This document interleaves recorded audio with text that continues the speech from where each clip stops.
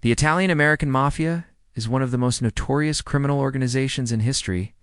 They ruled the streets of America with an iron fist for decades, controlling everything from gambling to drugs. And even today, they're still feared throughout the world. But how did this all begin? What was it that led to the creation of the Mafia Empire? Stick around until the end as we delve deep into the shocking origins of the Mafia. Salvatore Lucania changed his name to Lucky Luciano. After coming to the U.S., he quickly became the most powerful mobster in the country. In the early 1900s, the United States had just begun to open its borders to immigrants from all over the world. And among them were thousands of poor Italian farm laborers who were fleeing poverty and hoping to make something of themselves in America. When they arrived, however, they soon found out that things weren't as easy as they had been made out to be. Unable to speak the language and desperate for money, these immigrants were easy prey for exploitation by the already established gangs of New York City. But these groups wouldn't last for long. As the newcomers banded together to protect themselves, young Salvatore Lucania found himself swept up in this movement.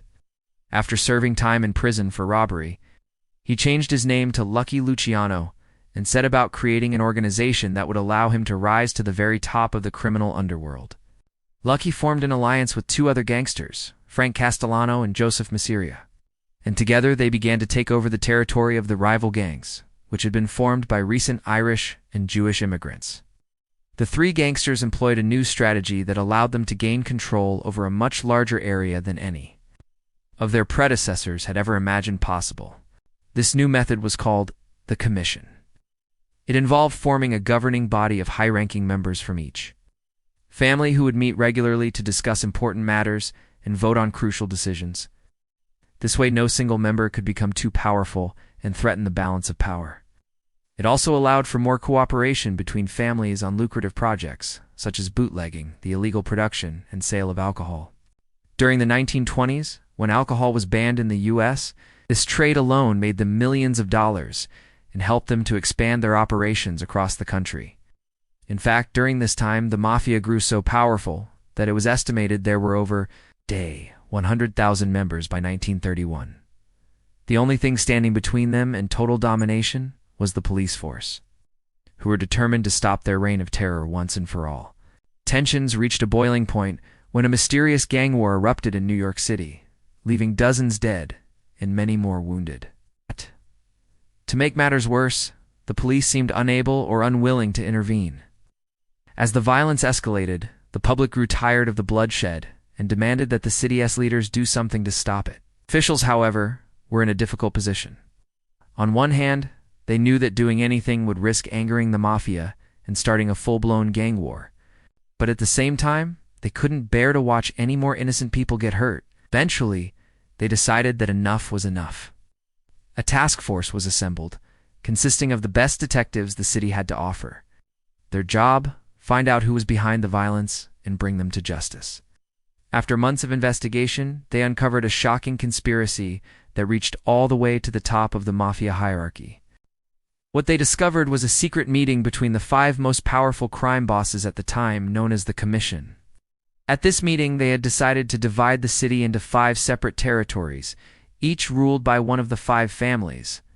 This agreement had brought an end to the gang wars, but it also meant that the Mafia now had a firm grip on every part of the city. Officials knew that if they wanted to break the Mafia's hold on New York, they needed to dismantle the Commission. But how could they possibly do this without starting another gang war? Then came the solution. A series of raids were carried out on the 5 families, arresting hundreds of members on various charges. With their leadership gone, the city was finally free from the Mafia's grasp. Or was it? In reality, the raids had only weakened the 5 families, making them more vulnerable to attack from rival organizations. Not only that, but the crackdown had also pushed the Mafia deeper underground, making them even more secretive and elusive than before. Gangsters now realized that if they were going to survive, they needed to adapt. That's when a new generation of mobsters emerged, men like Charles Lucky Luciano, who was able to successfully navigate the treacherous waters of the underworld and come out on top. Luciano was born in 1897 in Italy. His father, Giovanni, was a well-respected member of society who owned a small farm outside of town. But when Charles was just a child, his father was falsely accused of stealing from his employer and sent to jail. With their main source of income suddenly gone, the family had no choice but to move to America, where they hoped to start a new life. When they arrived in New York, however, they soon found themselves targeted by local gangs, who took advantage of their naivety and exploited their lack of knowledge about the city. This led young Charles to join a gang of his own, where he quickly rose through the ranks due to his intelligence and cunning. By the time he was in his early 20s, he was already a feared member of the Genovese crime family, one of the 5 families that controlled the city. As the years passed, Luciano continued to climb the ladder of success until he eventually found himself in charge of the entire family. Under his leadership, the Genovese crime family grew more powerful than ever before. They expanded their rackets across the country and even into Europe, controlling everything from gambling and prostitution to drug trafficking and extortion. But despite his success, Luciano always felt that there was something missing. He longed for more power, more money, more respect, and he knew that the only way to achieve that was to take control of the entire mafia. At the time, the 5 families were constantly fighting each other for territory and power, which made the organization weak and vulnerable. Luciano saw an opportunity to capitalize on this and set about uniting the families under his banner. He reached out to the heads of the other 4 families and proposed a plan to end the bloodshed and establish a new era of peace and prosperity for the mafia. His plan was simple. They would form a governing body known as the Commission, which would consist of representatives from each family. Together, they would make decisions that affected all 5 families, ensuring that no single family had too much power. In exchange for their support, Luciano promised that he would protect their interests and help them to expand their criminal empires. Surprisingly, the other 4 families agreed to his proposal, and the commission was formed.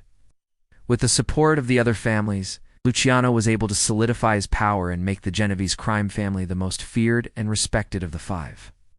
From there, he went on to become the most powerful mobster in America, controlling billions of dollars worth of illegal activities. However, his reign of terror didn't last forever. Eventually, he was arrested and sentenced to 50 years in prison. Despite this, he continued to run his criminal empire from behind bars until his death in 1962, even though he's no longer with us. His legacy lives on. The Italian-American Mafia remains one of the most powerful criminal organizations in the world, controlling everything from drugs to weapons. And it all started with the rise of one man, Charles "Lucky" Luciano. Now check out, how did the Italian Mafia actually start? Or watch Cosa Nostra, the real Italian Mafia, explained for another gripping look into the world of organized crime.